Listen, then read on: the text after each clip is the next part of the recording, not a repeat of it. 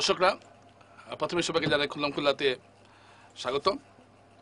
অনুরোধ করছি আপনারা যারা আজকে ভিডিওটি দেখবেন তারা বেশি বেশি করে, যারা ফেসবুকে দেখছেন তারা বেশি বেশি করে শেয়ার করবেন এবং যারা ইউটিউবে দেখছেন তারা বেশি বেশি করে সাবস্ক্রাইব করবেন। দর্শকরা, আজকে একটা অভাবনীয় ঘটনা ঘটে গেল আমাদের এই বরাক উপত্যকায়। হারাং সেতু সেটা ভেঙে পড়েছে এবং এবং এই ভেঙে পড়ার সঙ্গে সঙ্গে অনেকগুলো প্রশ্ন আমাদের সামনে হাজির হয়েছে। প্রথমে আমি বলি যে এই সেতুটা ভেঙে পড়ারটাকে কেন এত গুরুত্ব দেওয়া হচ্ছে। প্রথমত কারণটা হলো, আপনারা জানেন যে গেমন সেতু যেটা কাঠিগড়া বরাকের উপরে যেটা আছে সেটা এখন বন্ধ রয়েছে, মেরামতির কাজ চলছে এবং সেই জায়গায় এখন সমস্ত গাড়ি কারাইন থেকে ভাগার পাড়ের হারাং সেতু হয়ে শিলচরে এসে ঢুকছে। তাই এই সেতুটি গত এক মাস থেকে প্রায় অত্যন্ত গুরুত্বপূর্ণ একটা সেতু হয়ে দাঁড়িয়েছে এবং এটাই হলো যোগাযোগ ব্যবস্থার একমাত্র অবলম্বন। কারণ যেহেতু কাঠিগড়া গেমন সেতু নেই, অর্থাৎ বরাকের বাইরে যেগুলো যোগাযোগের ক্ষেত্রে এই সেতুটা অত্যন্ত গুরুত্বপূর্ণ। দুঃখের বিষয়, সেতুটা আজকে ভেঙে গেল এবং কীভাবে ভেঙেছে যে কারণটা আমরা দেখতে পাচ্ছি। এটা ভেঙেছে গতকাল রাত, অর্থাৎ গতকাল রাত 1:30 মিনিটে অত্যাধিক বোঝাই করা ট্রাক, মানে ট্রাক একটাতে ছিল, একটা হলো এনএল ট্রাকের নাম্বারটি হলো NL01AH2078, একটা ট্রাকের নাম্বার এবং এটাতে মাল ছিল 75 টন ছিল এখানে লোড। একটা আছে NL01AH2077, এটা তো 75 টন পাথর লোড ছিল এবং দুটো ট্রাক একই সঙ্গে ব্রিজের উপরে উঠেছে, যার জন্য সেতুটি ভেঙে পড়েছে। এটা হলো ঘটনা। এখন এটা ভাঙার ফলে কি হয়েছে, পুরো এলাকা এখন যোগাযোগ বিচ্ছিন্ন হয়ে পড়েছে। বাইপাস একটা করা হচ্ছে হয়তো, কিন্তু স্বাভাবিকভাবে প্রশ্ন উঠছে যে কেন প্রায় 1.5 কোটি টাকা ব্যয়ে এই সেতুটি নির্মাণ করা হয়েছিল এবং এই সেতুটি কেন ভেঙে পড়লো, এটা নিয়ে এখন নানা ধরনের কথা উঠছে। তো আমি আজকে আপনাদের সামনে কারণটা আমি এই জন্য বিশ্লেষণ করছি যে আমাদের বুঝতে হবে যাতে আমরা প্রকৃত যে অপরাধী তাকে আমরা খুঁজে বের করতে পারি। এবং আমরা দেখছি যে এই সেতু ভাঙার পর বিভিন্ন মহল থেকে বিভিন্ন কথা উঠছে। কেউ বলছেন এটার জন্য দায়ী সিন্ডিকেট রাজ, কার সিন্ডিকেটের ভারী ভারী গাড়ি পার হচ্ছে, এটার জন্য দায়ী সিন্ডিকেট রাজ। কেউ বলছেন এটার জন্য দায়ী পূর্ত বিভাগ, তারা নাকি ভালো করে সেতুটা তৈরি করতে পারেনি। আবার কেউ কেউ বলছেন এটার জন্য দায়ী পুলিশ কেন গাড়ি পাস দিল। এর আগে আমি কিছু তথ্য আপনাদের সামনে তুলে ধরছি। এই যে আপনি চিঠিটা দেখছেন আমার পাশে, গত 21 মে থেকে এই সেতুটি চালু হয়েছে। ভারী যানবাহন অনেকদিন থেকে বন্ধ ছিল এই সেতুটা, গত 21 তারিখ থেকে এটা চালু হয়েছে এবং 20 তারিখ KB Nath executive engineer PWD Borkhola Katigorah territorial road division এটি চলাচলের অনুমতি দিয়েছিলেন। এটা হলো 20 তারিখ, অর্থাৎ 21 তারিখ থেকে অর্থাৎ আজকে প্রায় 17 দিন হয়ে গেল এই রাস্তায় এই সেতু দিয়ে গাড়ি চলাচল করছে এবং সেখানে যে নির্ধারিত সীমাটা আপনাদেরকে দেখাচ্ছি এবং সেখানে নির্ধারিত সীমা দেওয়া হয়েছে 40 টনের বেশি কোনো গাড়ি যাতায়াত করতে পারবে না একই সঙ্গে। অর্থাৎ এই সেতু দিয়ে একই সঙ্গে, অর্থাৎ একবার সেতুর উপরে গাড়ি একবারই উঠবে, সেটা 40 টনের বেশি হতে পারবে না।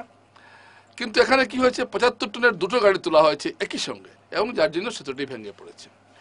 এখন আপনারা আমাকে প্রশ্ন করেন বা আপনারা নিজেদেরকে প্রশ্ন করেন এর জন্য দায়ী কে, আমি তো সোজাসুজি বলবো যারা বলছেন যে পূর্ত বিভাগের দোষ। আমার একটা প্রশ্ন, পূর্ত বিভাগের যদি দোষ হতো আমি পূর্ত বিভাগে কিভাবে দোষবো? যেখানে পূর্ত বিভাগ বলে দিয়েছে যে 40 টনের বেশি লোড এখানে উঠতে পারবে না, সেখানে যদি 40 টনের বেশি লোড উঠে এবং সেতু ভেঙে যায়, সেটার জন্য আমি কিভাবে পূর্ত বিভাগকে দায়ী করতে পারবো? পারি না। আমি একজন সচেতন নাগরিক হিসাবে এখানে পূর্ত বিভাগকে দায়ী করতে পারি না। অনেকে বলছেন পূর্ত বিভাগ ভালো মালপত্র দেয়নি, কিছু দেখলাম একটি টিভি চ্যানেলে দেখাচ্ছে স্থানীয় নাগরিকরা বলছেন এখানে নাকি প্রধানমন্ত্রী আবাসের রড ব্যবহার করা হয়েছে।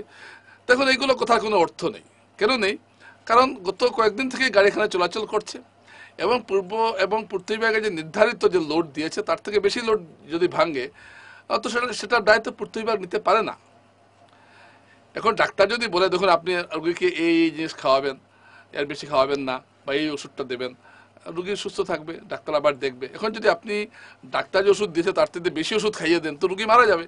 তো এক্ষেত্রে সেই ঘটনাটাই ঘটেছে। অর্থাৎ এক্ষেত্রে পূর্ত বিভাগকে যে দোষ রেখে দিচ্ছেন এটার আমি কোনো যৌক্তিকতা খুঁজে পাচ্ছি না। কারণ এখানে পূর্ত বিভাগের কোনো এখানে পূর্ত বিভাগের এখানে যুক্ত থাকার কোনো কথা থাকে না।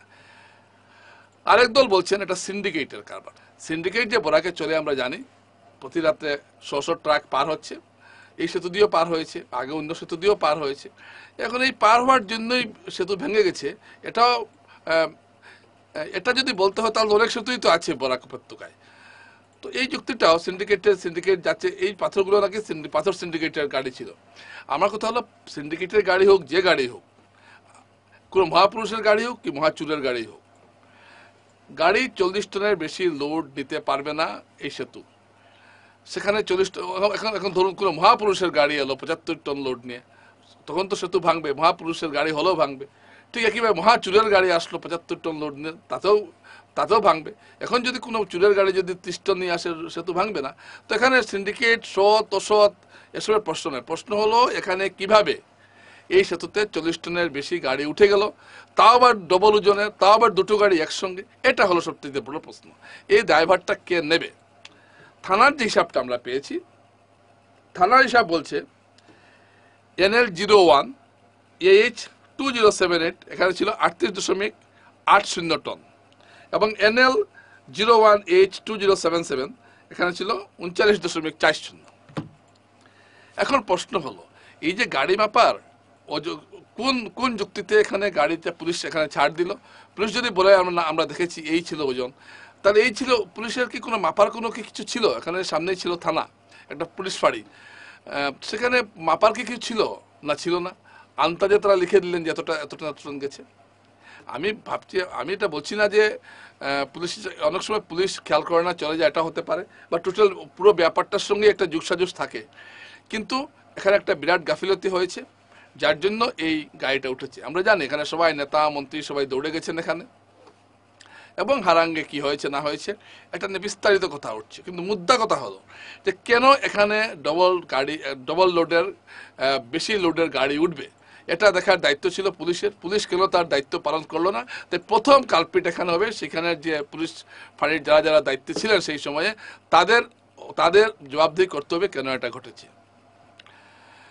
আরেকটা গুরুত্বপূর্ণ প্রশ্ন আসছে, যে পূর্ত বিভাগ অনেক জায়গায় সেতু তৈরি করছে, সব জায়গায় একটা রোডের লিমিট দিচ্ছে, সেই লিমিটগুলো মানা হচ্ছে কিনা এটা কে দেখবে? পুলিশের, আমি যতদূর জানি পুলিশের কাজ কিন্তু এইসব লোড টোড মাপা নয়। পুলিশের কাজ হলো আইন শৃঙ্খলা রক্ষা করা। ইদানিং আমরা দেখি যে পুলিশ অনেক কাজে নেমে পড়ছে, কয়লার কাজেও পুলিশ নেমে পড়ছে, সুপারির কাজেও পুলিশ নেমে পড়ছে, এবং চেকিং করছে। এটা যে শুল্ক বিভাগের যে কাজ সেটা পুলিশ করছে, আমরা দেখছি ইদানিং গত কয়েক বছর থেকে এটা চলছে। জিএসটির কোনো এখানেও দেখা যায় পুলিশ এসে যাচ্ছে। তো পুলিশ যখন এতটা কাজ করছে, বিশেষ করে ওই এলাকার পুলিশকে আমি বলছি, তো তারা যখন এই কাজ যখন তার নিজের কাঁধে যখন ওই গুরুদায়িত্ব নিয়েছেন যে না আমি মেপে দেখবো কত টন গাড়ি যাচ্ছে, তো বাবা মাপতে না কেন ভালো করে? নিজে যখন দায়িত্ব নিয়েছো মাপার, পুলিশের কাজ তো এটা নয়। পুলিশের কাজ আইন শৃঙ্খলা। ধরুন কোনো ড্রাইভার মার্ডার করেছে কিনা, কোনো ড্রাইভার কোনো ড্রাগস পাচার করছে কিনা, বা এই ধরনের অপরাধমূলক কাজের সঙ্গে জড়িত কিনা, এটা দেখার দায়িত্ব পুলিশের। পুলিশের দায়িত্ব এটা নয় যে গাড়ি 40 টন পার হচ্ছে কিনা সেটা দেখা। যাক, এখন নিজে যখন দায়িত্ব নিয়েছো তখন কেন দেখলে না? এখন তো বাবা তোমাকে সামলাতেই হবে। তো আমি চাইবো, বা সবাই জনগণ চাইবেন, যে এই ঘটনার তদন্ত হোক। আরেকটা কথা, এই যে আসলে ব্যাপারটা হলো টোটাল জিনিসটা দেখার কথা ছিল প্রশাসনের। প্রশাসন বলতে আমরা কি বুঝি? সমস্ত বিভাগ নিয়ে হলো প্রশাসন, জেলা প্রশাসন, এবং জেলা প্রশাসনের দায়িত্ব রয়েছে সবকিছু দেখা। কিন্তু আমি লক্ষ্য করছি গত কয়েক মাস থেকে যে কাছাড় জেলা প্রশাসন বিভিন্ন ক্ষেত্রে ব্যর্থ। শিলচরের যানজট নিরসন এখনো করতে পারলো না কাছাড় জেলা প্রশাসন, এটা আপনারা দেখছেন। কাছাড় জেলা প্রশাসন এবং পুরসভা মিলে শিলচরের নালা নর্দমাগুলো পরিষ্কার করতে পারলো না এখন পর্যন্ত। এখন ঠিক একইভাবে গেমন সেতু, এটা কিন্তু সমস্যাটা 2 বছরের পুরনো সমস্যা। গত 2 বছর থেকে আমরা দেখছি যে গেমন সেতু দিয়ে গাড়িগুলা ঠিকমতো পার হতে পারছে না, নড়বড় একটা সেতু। এবং তখন থেকেই জানা কথা কালাইন যে ভাঙ্গার পার হয়ে যে রোডটা ভাঙ্গার, এটা ঠিক করার কথা তখন থেকেই। কিন্তু দেখা গেল যখন সেতুটা পুরো ভাঙছে অবস্থা, তখন এটাকে বন্ধ করা হলো, এবং তখন তড়িঘড়ি করে ওইদিকে চালু করা হলো হারাং দেওয়া রাস্তাটা। ভালো করে রাস্তার কাজও হয়নি, কিন্তু অনেক সময় পাওয়া গিয়েছিল। এই যে সময়কে কাজে না লাগানোর যে একটা স্বভাব প্রশাসনের, এটা আমাদেরকে অত্যন্ত ক্ষতি করছে। এই যে কেমন নিয়ে এই কেমন সেতুটা এখন যখন হবে তখন আবার চলাচল শুরু হবে, কিন্তু এইগুলো সমস্যা কিন্তু একটু আগে থেকে সাবধান হলে কিন্তু সমাধান করা যেত। আমাদের হয়েছে কি যখন যেটা হয় তখন এটা নেই, এই হয়ে গেল, এই হয়ে গেল, কেন সেটা করা হলো না? আজকে আজকে যে একটা অবস্থা দাঁড়িয়েছে, এখানে হারাংটা বন্ধ হয়ে যাবে, এখানে সব যোগাযোগ বিচ্ছিন্ন হয়ে গেছেন সবাই, একটা ভয়ঙ্কর একটা পরিস্থিতি দাঁড়িয়েছে। এবং এবং এখানের মধ্যে অনেকে এখন রাজনীতির রুটি সেঁকতে লেগে গেছেন, অনেকেই অনেক কথা বলছেন, এবং আমি দেখলাম বিভিন্ন নেতাদের বক্তব্য, আমি দেখলাম অনেকেরই বক্তব্য, এবং অনেকেই না বুঝে কথা বলছেন। অনেকে বলছেন পূর্ত বিভাগ দায়ী, আশ্চর্য, পূর্ত বিভাগ কীভাবে দায়ী হবে? আমি বলছি না যে পূর্ত বিভাগ ধোয়া তুলসী পাতা, পূর্ত বিভাগ অনেক দুর্নীতি করে, প্রচুর দুর্নীতি করেছে, আমার কাছে রেকর্ড আছে, এই ক্ষেত্রে হয়তো করেছে, কিন্তু এই ভাঙ্গাটা এই দুর্নীতির কারণে নয়। একটা সেতুর যদি 40 টন যদি তার লোড থাকে, সেখানে 80 টন লোড দিনে সেতুটা ভেঙে পড়বেই পড়বে। 80 কি 150 টনের মতো লোড দেওয়া হয়েছে, ভাঙবেই ভাঙবে, যতই ভালো কাজ হোক, যতই সেরা প্রযুক্তি ব্যবহার করা হোক, সেটা ভাঙবেই ভাঙবে। তো এটা হয়েছে, এর জন্য দায়ী কে? যদি পুলিশ নিজে থেকে দায়িত্ব নিয়ে থাকে তো পুলিশ দায়ী, এটা তার বলার অপেক্ষা রাখে না। যারা যারা এই সময় চার্জে ছিলেন, যে পুলিশ কর্মকর্তা, তাদেরকে জিজ্ঞেস করা হোক, ভাই আপনারা কেন ছাড়লেন? এখন তো মিথ্যা কথা বললে হবে না, খাতায় লেখা আছে একটা, হয়েছে আর একটা, এবং গাড়ির নাম্বারও আমি আপনাদেরকে দিলাম। তো সব মিলে একটা এমন একটা পরিস্থিতি তৈরি হয়েছে, এই হারাংটা, এটা একটা প্রশাসনিক নিষ্ক্রিয়তার একটা নির্লজ্জ উদাহরণ আমি বলবো এটাকে। একটা যে প্রশাসন যে আছে আমাদের জেলায়, এই ঘটনা কিন্তু এটা প্রমাণ করে না। এবং জেলা প্রশাসনকে সবাই সমীহ করবে, ভয় করবে, এটাই নিয়ম, বন্ধুর মতো ভালোবাসবে। কিন্তু কি হচ্ছে কি, আগে যেটা আপনাদেরকে বললাম যে শিলচরের ট্রাফিক জ্যাম, এই ট্রাফিক জ্যামটা জেলা প্রশাসন পারলেই সমাধান করতে পারে, কিন্তু করছে না। কাতারে কাতারে অটো ঢুকছে, শহর থেকে বাইরে এসে ঢুকছে, একটা শিলচর শহর একটা যানজটের একটা তীর্থক্ষেত্র হয়ে গেছে শিলচর শহর। এগুলোকে নিয়ন্ত্রণ করার একটা অ্যাডভাইসারি কমিটির মিটিং হয়, সেটাকে মিটিংয়ের যে প্রস্তাবগুলো নেওয়া হয় সেগুলো পালন করা হচ্ছে না, কিছুই হচ্ছে না। এটা প্রশাসন যে আছে বোঝাই যাচ্ছে না, কোনো কিছুর একটা কোনো রুল রেগুলেশন, আইন শৃঙ্খলা বলতে কিছু নেই।